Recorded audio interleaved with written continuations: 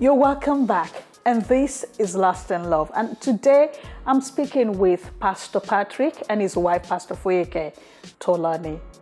Yes, let's talk about being romantic. The other time you were talking about you actually said you're 10 out of 10. What makes you romantic? What are the things you were doing that makes you feel you're 10 out of 10? This is a defense now. I have to defend my scores, isn't it? Then you have to defend it with something. So what are the things you do? Well, I think I'm very caring.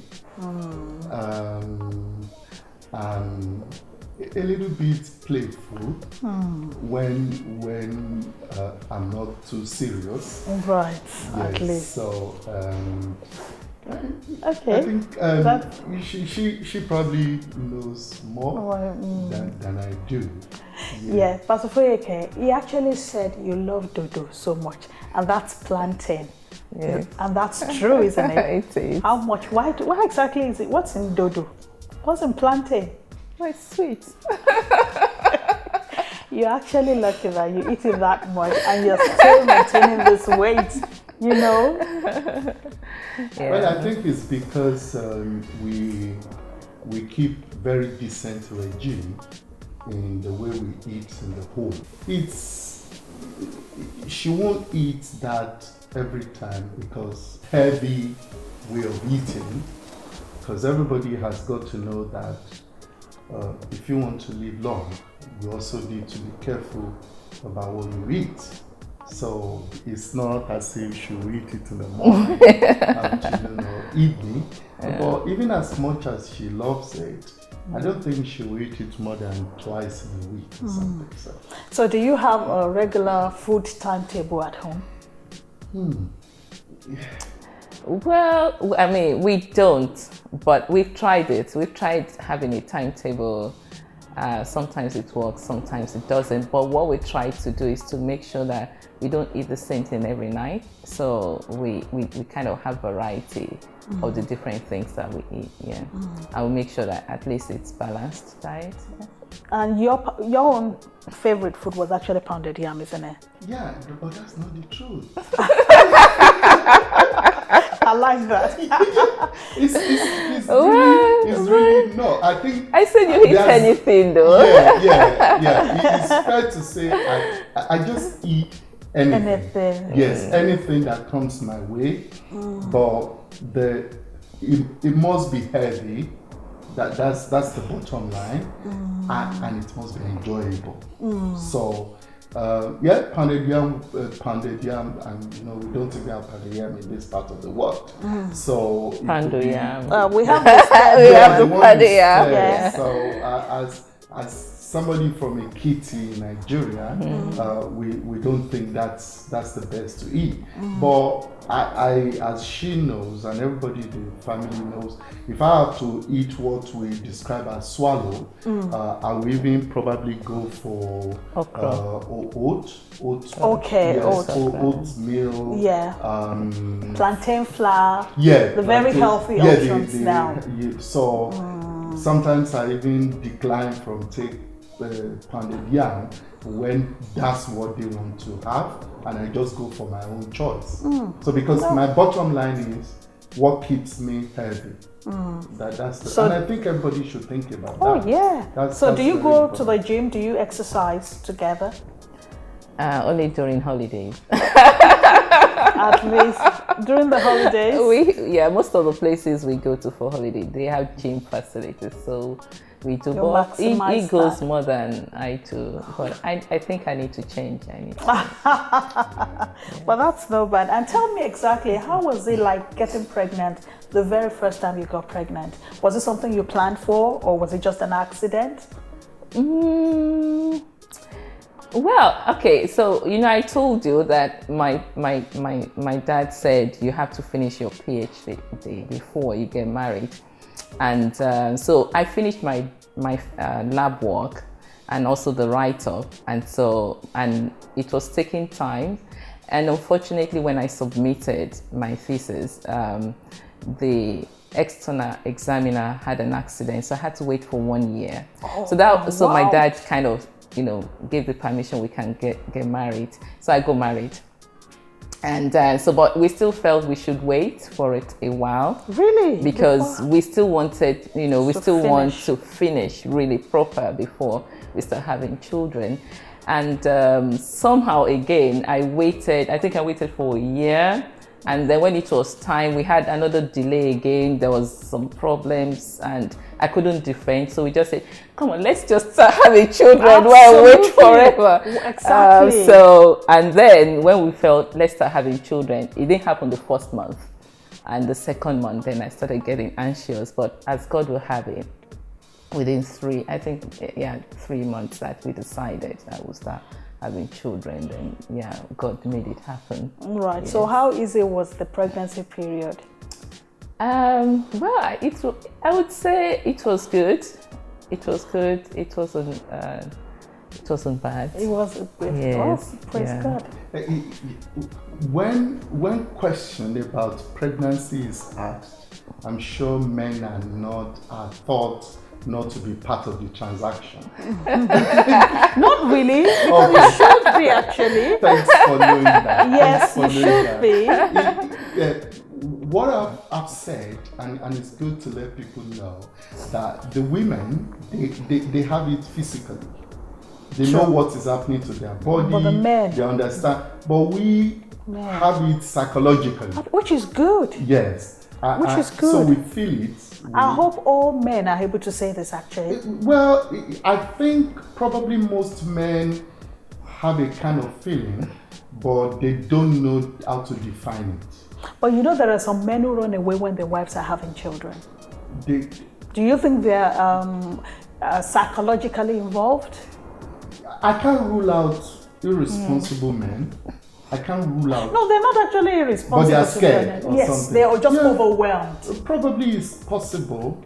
Probably that's possible. But you were carried along anyway. I was carried along. Were you there when she was going to give birth? Curiously, we had that. We had Esther in Nigeria. Oh, right. And I don't mean to bring down anybody, but they simply didn't allow me to enter the room. Oh, yes. Yes. And that's the culture. So they said, but I was literally at work, so to say, because it was a Monday. So what I did was, there were many of the doctors that were close to me. So they allowed me to stay in their flats.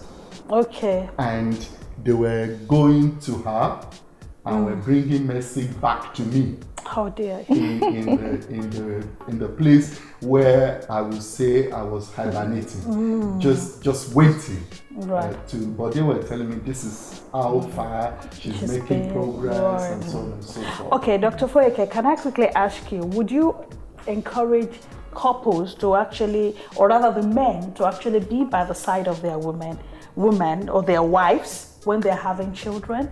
Is this something you would encourage? What's the benefit?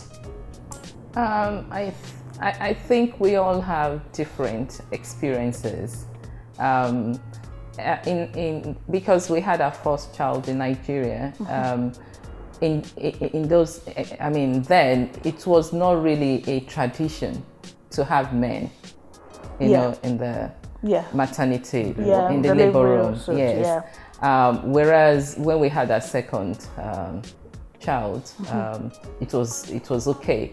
And I think if depending on what you're going to go through, if for instance some people, some women have it easy, before you know what's happening, the child is out. But if you're going through a tough time, it's good to have the man beside you. And what will he be doing? Just encouraging you to hold on, to keep faith, especially if you're Christians. He can share the word of God with you, which you really need at that time. Yes. So I think it's a good thing, and also it makes them more compassionate, I think, because seeing the whole thing actually gives you a different experience. So I think it's good for every man to witness it. It to help them. Is it just good, or it's mandatory, or are you just encouraging the men to always stay by their wives when they are having children? I will not say it is mandatory, because you can still be in the part of the world where it's not allowed, or where things are not conducive for such a thing to happen. But if you are in an environment where you can support your wife, I think it's a good thing to do. I don't know for those who go through cesarean. I don't know if it's something I would want to witness as a man, because that's a different type of delivery. That's true. And also, I don't know if the man will be allowed to be in there. But the key thing is that it's not an easy time for the woman, and as much as possible, the man should be there to support in whatever way he can. Yes. Now, as couples, been married for over 22 years now, what challenge have you been through together and you have been able to pull through in? I think what I'll call the challenge, which would also be a point of inspiration for other people, is that you just need to recognize that you won't see things the same way all the time as a couple. You can't. Okay, I see what you mean. Because you are different. You have different perspectives about life. You have different convictions about life. But what has worked for us is the fact that I've seen her take the lead on some issues. And it's like, I don't think this is what we should be doing. And I think we should, but what I do, because I trust her and because I love her, I say, well, let me just support her. So what I tell people is, there is no how you won't have disagreements, but don't be disagreeable. You can have disagreements, trust yourselves, trust your judgment, and don't be disagreeable. But I think if people do not agree together every time, there will be a continual conflict in their marriage. I did not say every time. Okay. What I said is there are times you might not see things the same way. And that has happened to you. And that has happened to us. And you've managed and we've managed it. We've supported each other. And because the point of the matter is that she made mention of, when we're talking about people see, a man these days, a lady could see something before the man. Actually, I'm happy you mentioned that, because I was going to say that, because she had a PhD before you went into your own PhD. In fact, many years. Were you not intimidated? That's why she married me. Because actually, she started her PhD before she got married. When I was a youth copper. Wow. And people told her, are you sure that guy is going to marry you? Are you sure? It's like, you need to know him. Once you know him, you know that even with my PhD, I still need to learn a lot. Wow. So you were not intimidated at all? Nothing intimidates me. And with you, were you not thinking, oh, I'm doing my PhD and he's just finishing his third degree, how am I going to marry him? At all?